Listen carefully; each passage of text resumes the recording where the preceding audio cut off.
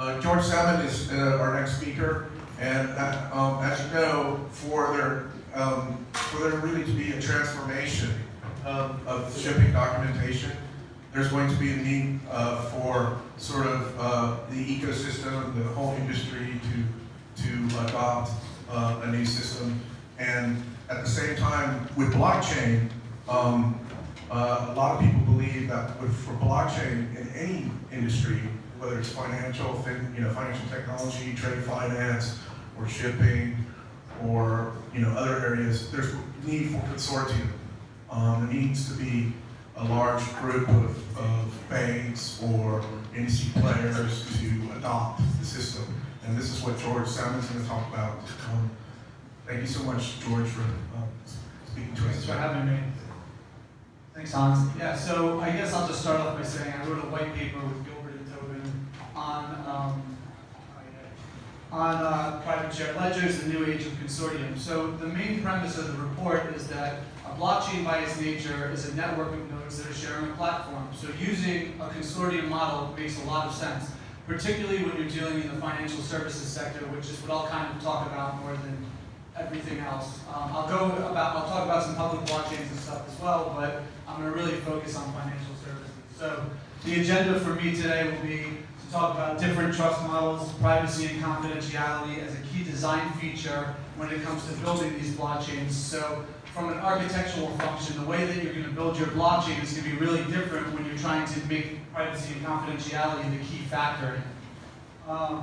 What is a private shared ledger? I'll talk about that. Why we're going to use a consortium, the different types of consortiums, how to form one, examples of that, examples of different types of consortiums. I'm going to use both the public and private model just so you can see what both look like, and then just talk briefly about how IoT fits in.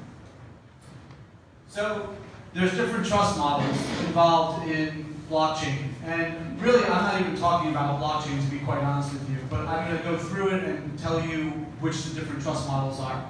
So on this side, you have a fully decentralized blockchain. So that's what you think of when you think about the Bitcoin blockchain, where anyone can join the network, anyone can read, anyone can write, anyone technically could be a miner or become a node in the network. It's a fully trust and transparent model. On the other side, you have something that's a centralized database with like a traditional clearinghouse. So there's a third party that you trust, a central counterparty that's trusted by all the nodes in the network. The model that I'm talking about is really a hybrid of these two. It's basically something that people call distributed ledgers, shared ledgers. It's kind of a blockchain, but it's really not. It uses a different model than you think of in a traditional blockchain. For example, it's more of a node-to-node type of transaction, or it's a more centralized database where there's a master node, which is a software provider, which provides consensus and validation for the network. It's still distributed though, which makes it have some features of a blockchain, and I'm going to go into that in a couple of minutes. There's also some models that are coming out which are more like a traditional blockchain, but I'm not going to really go into all that. It's really technical. I can talk about that with you guys afterwards if you want to hear about that. So I get asked a lot to talk about consensus. I've written a report with KPMG on that. I architect solutions, and I always tell people consensus is really, really hard, particularly when you're dealing with financial services, which is really, really complex.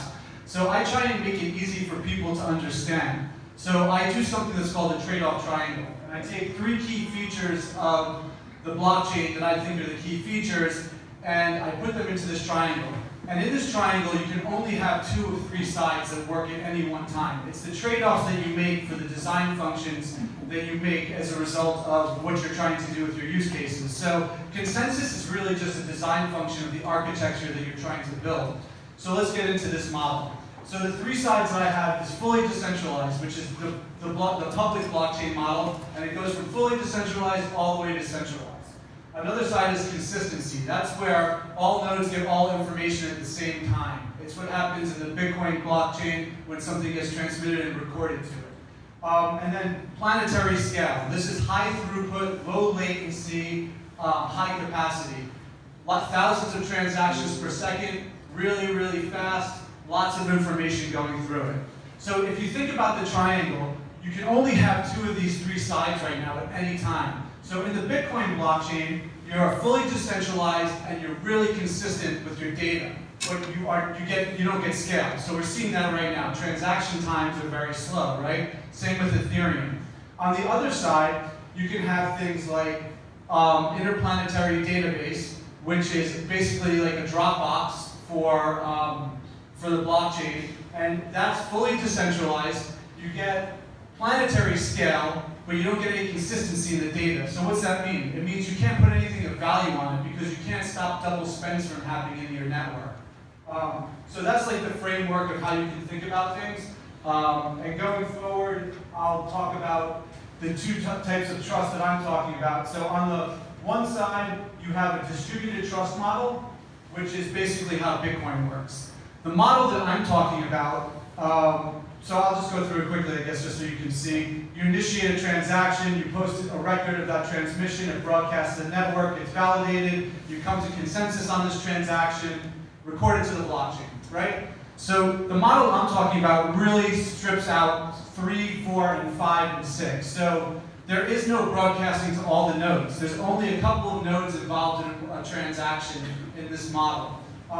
There's a rules-based engine for the validation piece. That could be a centralized counterparty that is coming to consensus and coming to validation for all the nodes in the network.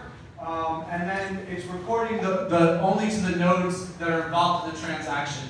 So everyone else that's part of the blockchain is not getting all the information. And these things are done so you can get scale and consistency in the data without being decentralized. Because in this model, the nodes all need to know each other. They don't need to trust each other, but they need to know who each and every one of them is, because we're dealing with financial services. And there needs to be legal ramifications if things don't happen the way that they're supposed to on the blockchain, meaning that you can take it off-chain and sue, or something along those lines.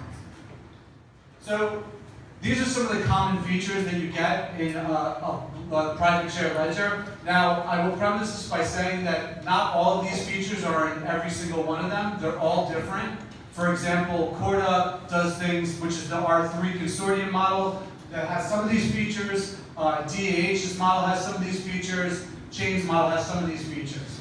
So let me just talk about them. The network needs to be distributed. That means that a node can host its data anywhere it wants in the world. Full replication. If a node gets lost or goes offline, it needs to be able to come back online and replicate the data to the nodes that are involved in that transaction. Immutability. Once something is recorded to the network, it can't be removed from the network. Privacy. This again is about the people, only the people who are involved in the transaction need to know what's going on in that transaction. No one else in the network needs to be involved. So depending on the use case, it might be a couple of people, it might be 2 people, 3 people, it just depends on what you're doing. Byzantine fault tolerance. In the absence of proof of work, which is the mining mechanism that Bitcoin uses to come to consensus, you need to figure out a way to come to consensus. What does this mean? It means if an attack happens on your network and some nodes go offline, how does the network continue to function fully while a certain amount of nodes are down? And there's different ways to do this. It's really complicated. Happy to explain it in a different place, but here it's probably not the place to do it. High performance. So this again is that whole entire thing about you need to have really fast amount of really fast transaction times and really thousands of transactions happening at once. This is really key in financial services, particularly where there's a lot of different types of transactions happening in certain types of capital market operations. Scalability. So as you get this kind of scale, and you have to be able to maintain it as more and more nodes come into the network, we're not talking about 20 or 30 nodes, we're talking hundreds of nodes. So this is really complex stuff. And then finally, strong, durable cryptographic information. What's that mean? It means the people in the transaction need to be able to verify cryptographically the transaction itself. So using public-private key, other types of encryption. Every single one of these transactions in a private shared ledger is going to be encrypted because of the sensitivity that the data is within these transactions. So look, this is all the different use cases in financial services. There's lots and lots of them. So there's all different types of transactions that need to be done in a really private, shared manner. And I'm going to discuss a couple of them that relate to supply chain in a little bit. But before I get into that, I just want to talk about some of the tools here that are being deployed today. Is anyone here familiar with Zcash? Okay, so Zcash uses a certain type of anonymous transaction called ZK snarks. ZK snarks is a zero-knowledge proof that basically works in the sense that it masks all of the data in the transaction except for the proof itself. So here's an example of how it works. It's exactly like the Bitcoin protocol, except that it has a fourth column. In Bitcoin, there's 3 columns: transaction amount received, sender address, receiver address, and amount received. And with Bitcoin, that stuff is not anonymous, but pseudonymous. So data still leaks in public blockchains in a way that isn't acceptable for people doing things in financial services. With Zcash, there's a fourth column that comes in, which is the proof. That proof basically proves all other 3 columns without giving anyone any of the data involved in those transactions. So some of the other things we're seeing here are Hawk, which is basically using zero knowledge for smart contracts. Works in pretty much the same way as the Bitcoin protocol. Confidential state transactions and state channels are ways of taking things off-chain in a public network. These things, though, are challenged in a lot of ways. Again, it's a scaling problem, particularly with zero-knowledge proofs. It has a bigger scaling issue than anything else that's out there, so this is still in the future to be done, nothing that we can use now, really. So when you do any of these things on a public network, you're going to sacrifice some decentralization as well. So that's something to think about in the future. I don't think that these will be used in financial services, though, per se, but these are so. ZK snarks, zero-knowledge proofs are actually starting to be done, but again, it's very, very new, and it just can't be done because of how long it takes to prove them. Okay, so getting to the consortium model. So why do we have a consortium model, and why do using these private shared ledgers make sense? Well, the choice has already been made in financial services that they want to use these private shared ledgers to do things with. Basically because of the privacy and confidentiality they need in doing transactions along with scale. So using a ledger to do, using a consortium to do this makes sense for a lot of reasons. One, the costs of investment are higher when you're doing it by yourself. Collaborating with people that you don't necessarily need to trust, but that you can work with in a new way makes sense, particularly when it comes to different types of business use cases.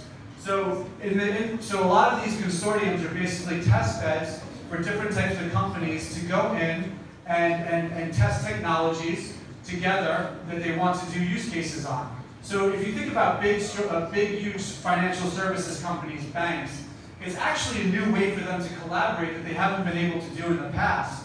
And really, it could be a way for them to innovate in the future. So once they start doing these things, there's potential to start thinking about revenue models that come out of these. Right now, a lot of the stuff that's being done in this space is all about cost cutting, end-to-end streamlining of processes, interdepartmental silos being brought together. So it's not really been about how do we make revenue. It's more about how are we cutting costs because of the big regulatory burden that banks have, because of the fact that they need technology upgrades. They're looking at this technology and it's here now. But again, something else I should mention about these private shared ledgers, there's also another reason why they're using them instead of maybe a more distributed system. It's because this is a technology that works now, and the startups that are making it and the banks that need to use it need solutions now. So you need to build something for what you can do now. In the future, you might be able to get all 3 sides of a blockchain working in a way where you can have everything, but that doesn't exist now. And there's extreme pressure on everyone to build stuff that works. This is about a common approach to governance, shared view of regulation and compliance, and functionality of processes, all that kind of stuff. People are working together because they have common goals, but they don't need to trust each other. That's why it's called a private shared ledger. Okay, so what does this look like? So down at the bottom is the platform consortia. You have public platform consortia like Ethereum. You have Hyperledger, which is a mix between public and private. You have different companies on there, not just financial services. You have startups, you have corporations, technology providers, and they're doing a lot of different things with multiple different technologies. So they're not just using public, they're using public-private, and they're mixing it up with different companies. So it's really interesting what will come out of that as far as new types of use cases and new types of revenue-generating activity. Then you have the private ones, like the R3s, Amos, which is a Taiwan one that's new, that does stuff in the telecommunications industry. Utility settlement coin, which comes from Clearmatics. This is a way for post-trade settlement for different types of central banks and derivatives operations. So these, all of the private ones are trending toward open source now. Why? Because they want to get some kind of innovation from the outside to build on top of their platforms. It makes a lot of sense. Chain just announced their open sourcing. R3 is open sourcing. A lot of these companies have decided that's the way they want to go to get a developer community around them, working with them. But these platforms all need collaboration amongst people to work.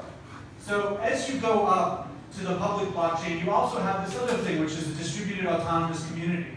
And that's really what we call, what's app coins. So app coins are things that you're starting to see in the cryptocurrency space around initial coin offerings.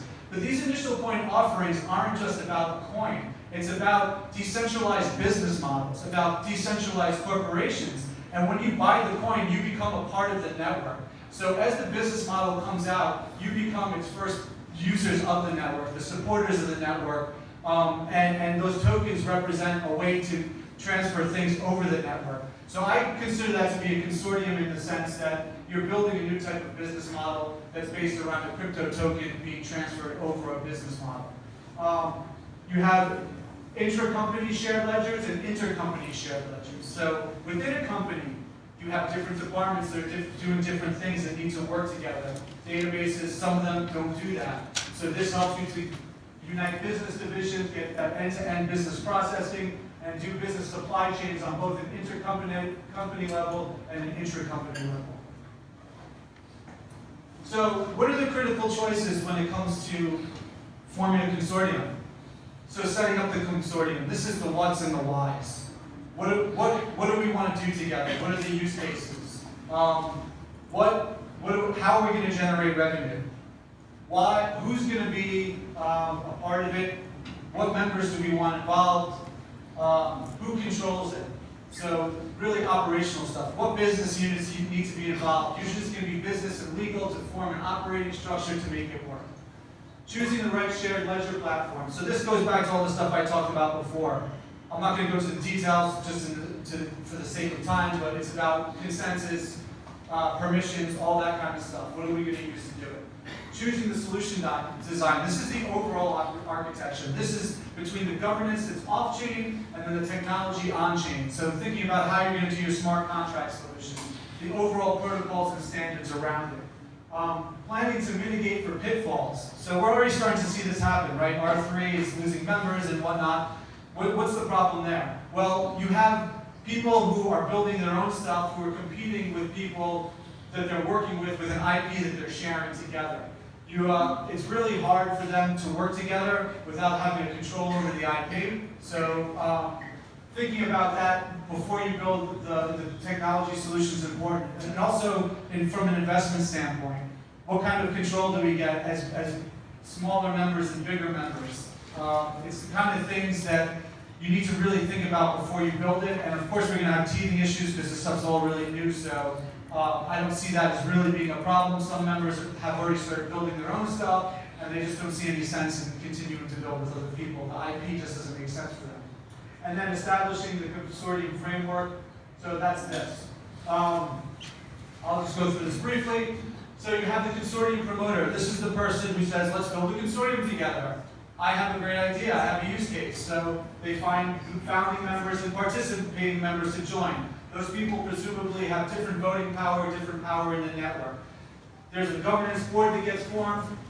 These are the operating rules, and these form the decisions and around the consortium and the decisions to be implemented on the ledger.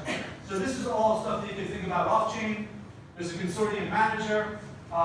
These people decide what shared platform we're going to use, the blockchain, the ledger.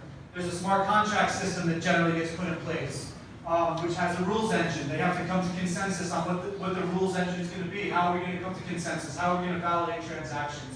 What are the measures that need to be taken? What needs to be coded? and you have a technology supplier. This could be startups who are building consortiums. This could be the hyperledgers of the world. This could be banks that start to form their own consortiums. But what you have is the supplier of the technology to build a consortium around, and you might start to see this happen in many different shapes and forms. Okay, so this comes back to that thing I was just saying about mapping real-world solutions with the technology. And we've had a realization that you can't just do things in a way that only exists on-chain, right? Code does not supersede everything else. There needs to be law off-chain as well. The DAO is a big example of this. So this is based off of what R3 has done. And this is based off of Ricardian contracts. Basically what they've done is mapped a real-world contract with a smart contract, hashed it, and put it on the blockchain. They come to consensus in two ways. One is transaction validity. That is the two parties that are involved in the transaction take the contracts, look at them off to the side and say, yep, this looks good, okay, we can go with it. The second is transaction uniqueness. This is where a third party generally comes in and makes sure that that's one unique contract that doesn't have another one that's counterfeiting, so no double spend. Again, this is done for safeguards because smart contracts fail where they need to work most, and that's to the point of dispute resolution. There's no way to code that into a contract. For example, if you have a Lehman moment, no one saw that coming, no one knew how it would unwind. When you have to halt the contract and start it up again at some time in the future while you go off to court or whatever you have to do, the disputes basically just can't be coded in because they can happen in many different ways that you just never anticipated it happening. And this isn't just happening in the shared private ledger space, it's also happening with public blockchains. So this is called code, and this is from the Ethereum blockchain. It stands for Centralized Organization, Decentralized Network, Decentralized Entity, sorry. So how does this work? You actually have a real-world board, real-world people making real-world decisions. Those decisions get made on behalf of the company itself. So it does some things around an ICO, but it isn't a decentralized autonomous organization where everyone votes for it. There's actually people who are industry experts who are there making the decisions on behalf of the company. You have a distributed ledger, which is the Ethereum blockchain where everything gets put on. But you have this thing in between called the guard, and the guard is a two-tiered auditing process. It works such that the decisions that are made by the governance board are audited, and that the smart contracts that they're put on and the code around the decisions is also audited before it gets put on the blockchain. Once the smart contracts are audited, they go into the smart contract system. The vault is based off of something that Emin Gunsayer talked about for not being able to hack into a blockchain and take coins off of it. It provides a way to safeguard the coins and to make sure that if anything happens, you can see them moving around and stop an attack before it happens. He kind of did a white paper on this. It's worth reading. I'm not going to go into the details of it because it's really long and technical, but it's definitely something to look at. Okay, so here's a couple of examples. This is actually a public example using the Ethereum network, and VHP has proposed this. It is around public regulatory reporting for data in the mining industry. So there's public data that needs to be reported by everyone, and it's shared with the regulatory agencies. However, the government needs this information, the companies need to provide it. But there's this third-party aggregator who comes in the middle, and all he does is aggregate this data on behalf of the government and the companies. And this is a billion-dollar industry. So what has been done here is that to stop that, they have decided to use a blockchain. And what does this blockchain do? It allows the companies and the different countries to come on a blockchain, get rid of the aggregators, and use it as a public registry system, which is something that is really, really good and suited for a public blockchain. And if you get rid of these aggregators, you save a lot of money. You have transparency, you get more real-time data. So the example that they, oh, sorry, I guess it's a different slide. I don't know, I'll get back to that. So this is around tracking across functions. So the stuff that we're talking about, that regulatory data, comes from a place where it's either dug out of the ground, if it's gold or oil or something, and it needs a supply chain and integrity of it as it moves through the supply chain. So you start with something like provenance, it goes through the custodians, it goes to a refactoring plant, it gets put on a ship and delivered. As it moves across these points, at any point something can be counterfeited, something can be lost, something can be stolen, and you need to make sure that there's the integrity of the data at every single point as it goes through. Jehan mentioned this before. And this is really the big thing around supply chains that's really interesting. The hardest part is really here, the provenance piece. Because when you dig something out of the mine, you're sitting there watching the person who takes it out, right? So I've asked actually this question to a couple of people in the space, and this is really more around corporate governance of how that's going to happen going forward as IoT and all these other things happen and supply chains become real on the blockchain. So this was basically the happy path flow. This was really the regulatory data that I was talking about before. It was for well bores in petroleum. So what does it do? It improves the wellbore sample data access to real-time results. It provides transparency for BHP's business units and the companies in the space as well. Everyone gets to access that data in a more real-time way. The cost of human error and compliance goes up, and government gets really comfortable with this and starts to use it for other types of use cases. So it's a simple use case, but it's really elegant, and it shows the real power of blockchain that can exist in so many different areas that people aren't really thinking about right now. So this is a complete supply chain, right? And this would be more for a private ledger. And the reason why, if you look on this, you can see how many different points it touches, how many different types of financial services it touches, the different places it goes to, the different types of invoicing and documents. There's a lot of sensitivity of information here that people don't want leaking. So how do you stop that? Well, you would use something along a private ledger that has some of these encrypted data techniques that I'm talking about, and only the endpoints that need to know the information get that information. So this is a really complex example showing the whole entire process. You also get things, as that gentleman mentioned before, you might not be able to get electronic bills of ladings, but you certainly can get rid of a lot of paperwork. You potentially can digitize pieces where people are waiting in ports for days and days at a time, so to get paper signed. And really, this is the type of work that would need to be done in a private setting. So here's some examples of different types of blockchains and supply chains. Commonwealth Bank is doing something with cotton, using SKU Chain and a couple of other people. What's interesting about the example, it's with Wells Fargo, is that they're actually measuring the temperature of cotton to make sure that it stays at a homeostasis level, because if it falls by a certain amount, it becomes worth less. Really interesting. So that's Internet of Things again, and the use cases become wide there. Barclays, Full Profile is an Australian company. They're doing things around an agricultural consortium for agricultural supply chains, doing it all in-house. So again, startups themselves can also be a consortium and aggregate different businesses to make something happen. This is blockchain and IoT. I'll just briefly talk about this. It's a pyramid, so you have the things at the bottom. You have the communications and controllers that go on those things. You have the IoT platforms and processors that process the information from the controllers. And then you have at the top the human and external interface, so where all that stuff goes to. How does this actually look? You have things like Filament. Filament is really, really interesting because it could be considered almost like a last mile solution for IoT, because it exists in places where there's absolutely no Wi-Fi. It uses radio waves, and it's a hardware solution that gets attached to devices.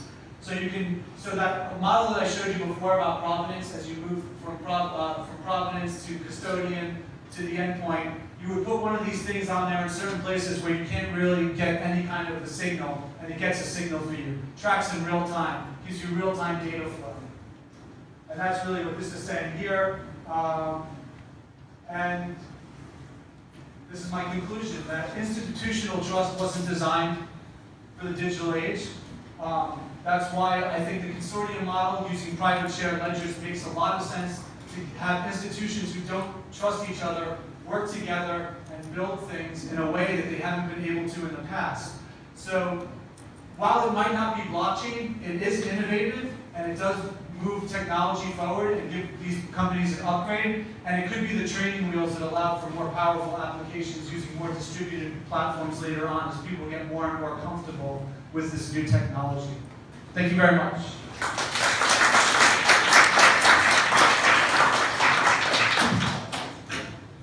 If anyone wants to, Any questions? sorry, this is my information. If anyone wants the slides, I'll send them over to you when you want them.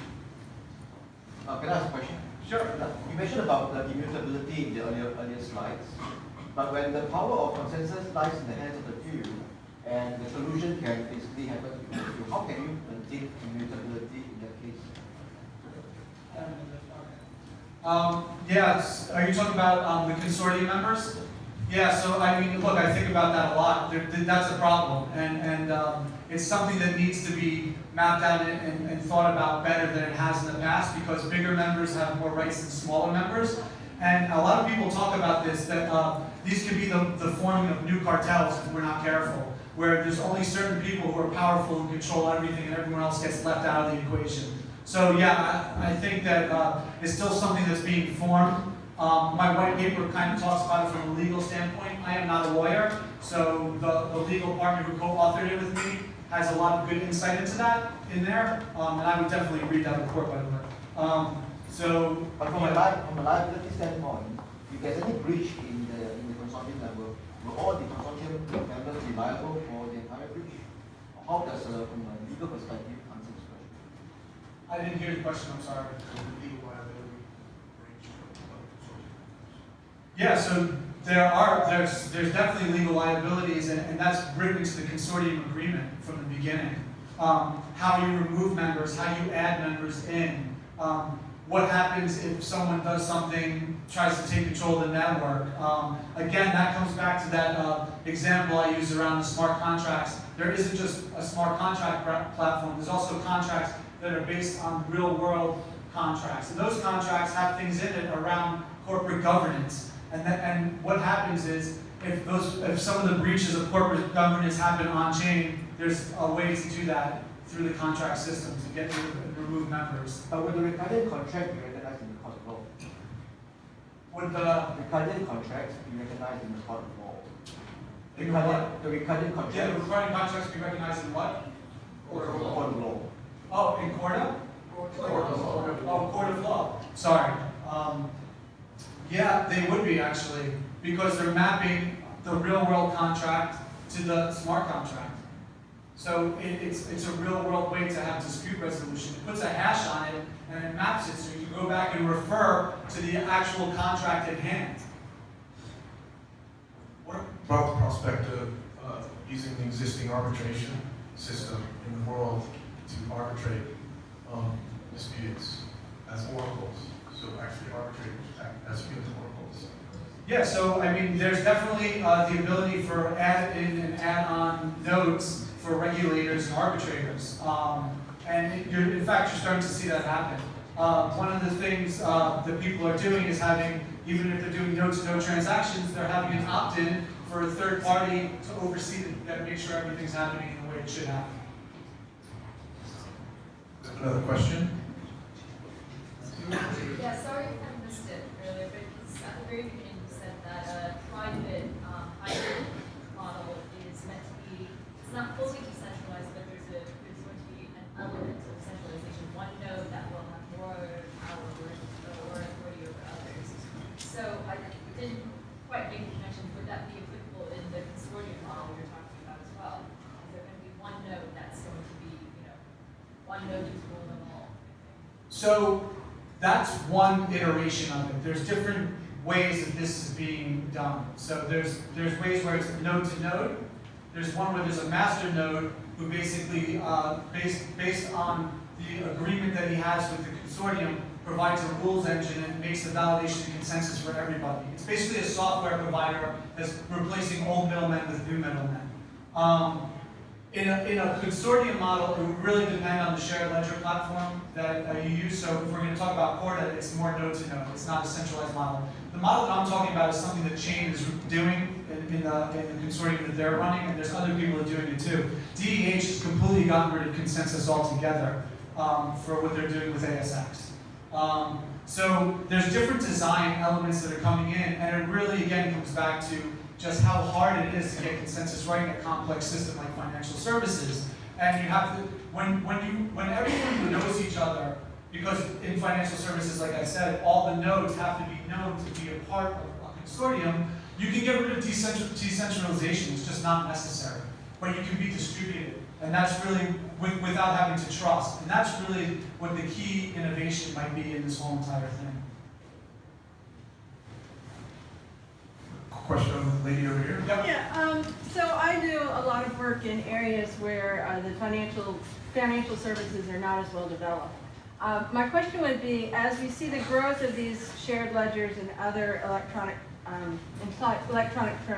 transaction sort of enablement structures and frameworks, do we also see the possibility for, say, a growing more of a credit scoring type of facility on top of those so that you can then extend the trust beyond perhaps a smaller group to a larger group, or what do you see in that area? Absolutely. So if you think about how the ledger works, it actually will replace credit agencies as we know it. You'll get more real-time risk control, real-time data flow. So something that I have a blog, and on my blog, cement.com, I've talked about this a few times using asset-backed securities as an example. And one of the blog posts I wrote was around the subprime mortgage crisis and how if you had distributed ledgers back then, you could have potentially avoided some of the pitfalls, because there's so much retro information in credit agencies, but this technology, along with the enablement of Internet of Things as it comes on, will allow for real-time data for the first time ever. And that will allow for credit scores and crediting and modeling out of risk to be completely different than as we know it today. I think it's worth noting that TransUnion is already starting to look into this, and they've already started to do POC, proofs of concept, in this area around blockchain plus credit scores. Timon, you have a question over there? I would like to have some inputs from shippers or importers to know what the value proposition, what problem do the consortium in shipping and in the container industry could solve, and what the interest, but from a customer's point of view, and what the value propositions, what are the problem and what do we try to solve also, maybe today or during the afternoon sessions as well. I think the afternoon sessions will be talking more about that. Yeah, so I'll leave it to them. That's not my expertise, really. Shipping is not. Yeah, we'll discuss that in detail. And the last point is one more. Sorry. Shipping experts and blockchain experts, and there's an obvious need of more blockchain experts understanding more about shipping, or let's say container and container ship, and vice versa. And it's I found it looking at blockchain and being interested in blockchain, but it's difficult to have both expertise and have those both expertise in enough companies, and to have the momentum to think about consortia. Yeah. We need to. This is very remote. I mean, when you talk to shipping people, and part of it's very difficult to pitch what blockchain.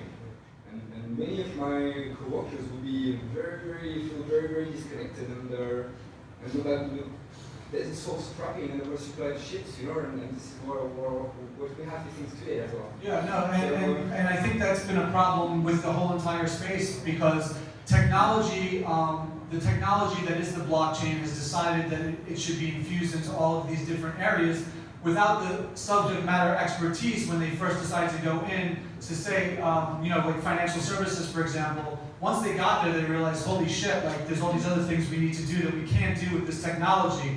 Hence why you had to make trade-offs in order to make it work in financial services. But you also had people who had no financial services background trying to do things in a technology way that they don't understand. Yeah. And that comes a lot in this space. So everyone talks about all these great and grand use cases all the time, but you need a round table of people at the table in order to design and architect a solution, because there isn't one person who has all this expertise. This is really deep knowledge areas that people don't understand by themselves.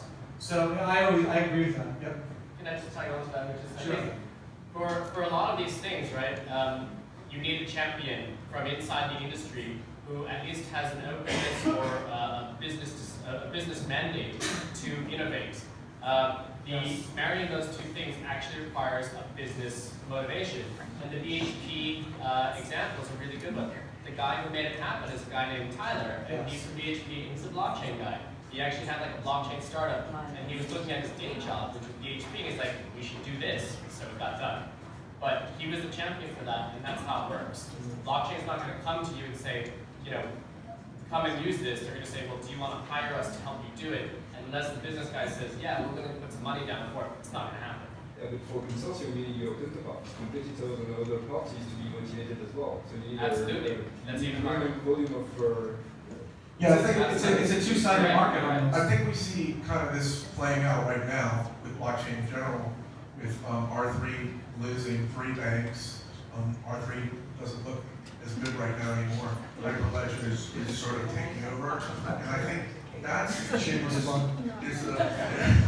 a Linux type model where it's the fabric that everybody uses, and they just they create their own distribution for it. That's how Linux became a success. Was that you had all these providers who kept building on the model but used the same fabric. So that's what I think is absolutely key, is that CMA or Maris help set up a consortium that uses Hyperledger to provide for the business container industry a fabric for the container industry. If you look at Hyperledger, there are companies, they're not just banks joining, there's Airbus, there's all kinds of companies joining on Hyperledger. And it's truly part of the Linux Foundation. I think that's the key. Okay, do you have any more questions for George? Okay, thank you. Lunchtime, yeah. Got sandwiches, gourmet sandwiches for you.